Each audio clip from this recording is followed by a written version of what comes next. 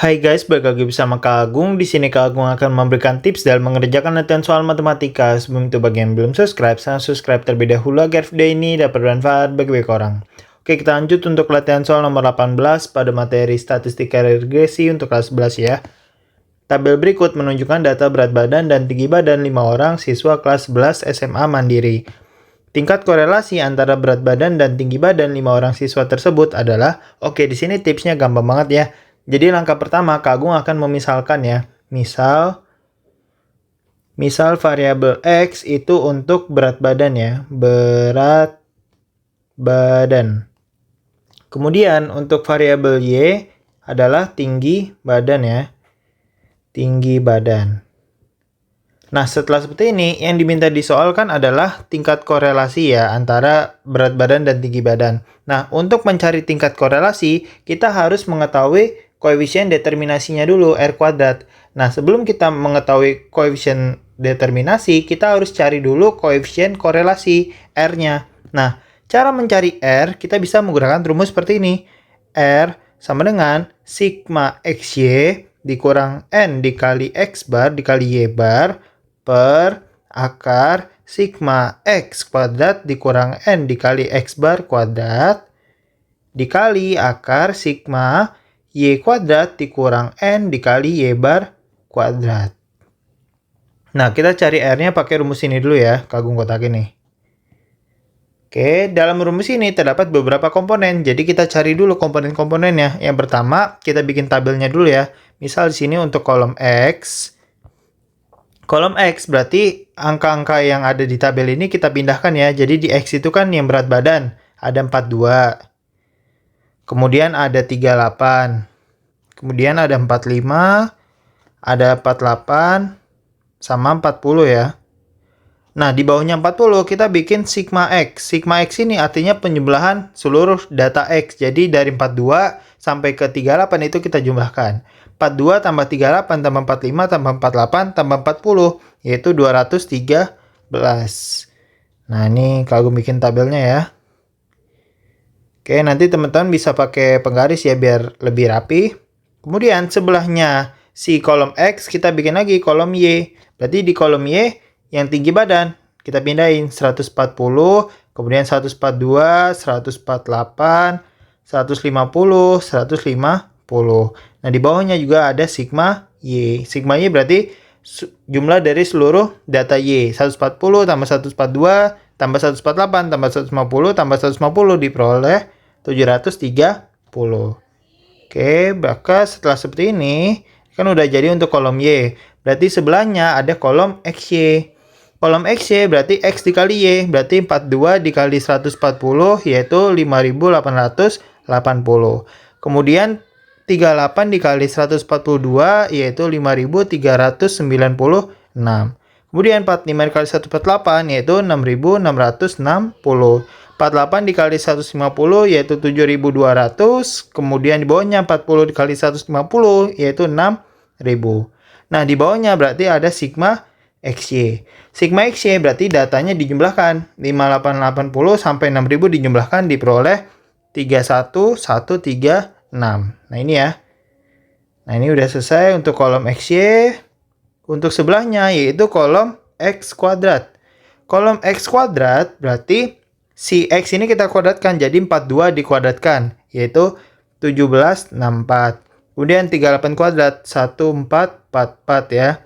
Kemudian 45 kuadrat yaitu 2025. 48 kuadrat 2304.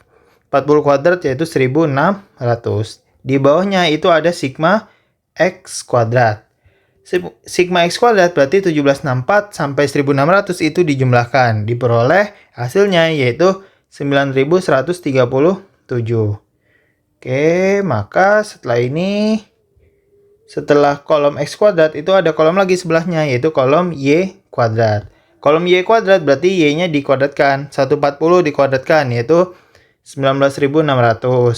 Kemudian 142 dikuadratkan 20164.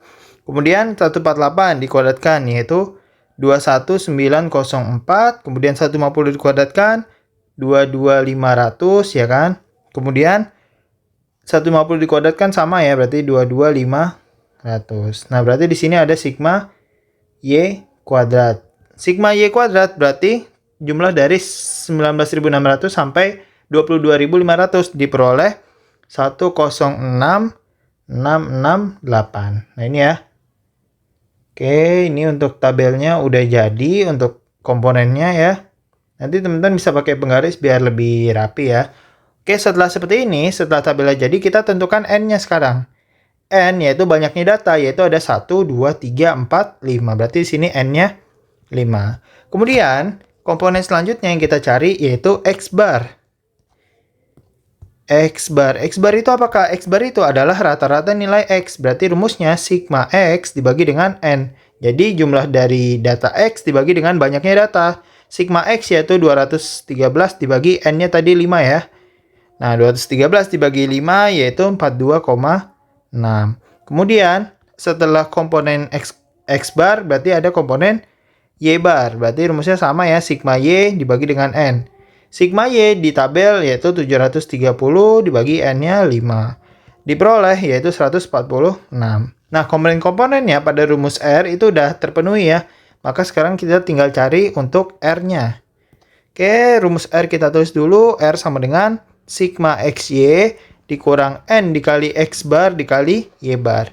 Dibagi dengan akar sigma X kuadrat dikurang N dikali X bar kuadrat dikali akar sigma Y kuadrat dikurang NY bar kuadrat. Nah, setelah seperti ini berarti tinggal kita substitusi aja angka-angka yang udah kita cari. Oke. Sigma XY yaitu 31136 ya. Kemudian dikurang dengan N-nya itu 5 dikali X bar-nya yaitu 42,6 dikali Y bar-nya 146 dibagi dengan akar sigma X kuadrat pada tabel yaitu 9137 ya. 9137 dikurang N-nya itu 5 dikali X bar kuadrat yaitu 42,6 kuadrat. Nah, seperti ini ya. Dikali akar dari sigma Y kuadrat. Sigma Y kuadrat di tabel 106.668 ya. Namanya ada 3 ya. 106.668. Dikurang berarti N-nya itu 5 dikali Y bar-nya yaitu 146 kuadrat. Oke. Nah, seperti ini ya. Nanti teman-teman bisa lebih rapi lagi ya dari Kak Agung. Maka di sini R sama dengan 31136. Kemudian negatif 5 dikali 42,6 dikali 146 yaitu 31098. Dibagi akar 9137 negatif 5 dikali 42,6 kuadrat yaitu diperoleh negatif 9073,8. Nah, dikali akar 106668 negatif 5 dikali 146 kuadrat yaitu negatif 106.580. Nah, seperti ini ya. Maka diperoleh R sama dengan 31136 dikurang 31098 yaitu 38 ya. Dibagi akar 9137 dikurang 973,8 yaitu 63,2 ya kan. Akar 106668 dikurang 106580 diperoleh 88. Maka untuk 38 dibagi akar 63,2 dikali dengan akar 88 diperoleh yaitu sekitar 0,51. Nah, ini Kak Agung bulatkan ya, makanya di sini tandanya bukan sama dengan. Oke, setelah kita tahu R-nya, ini kan R-nya ya, yaitu 0,51. Maka sekarang kita cari untuk koefisien determinasinya yaitu R kuadrat.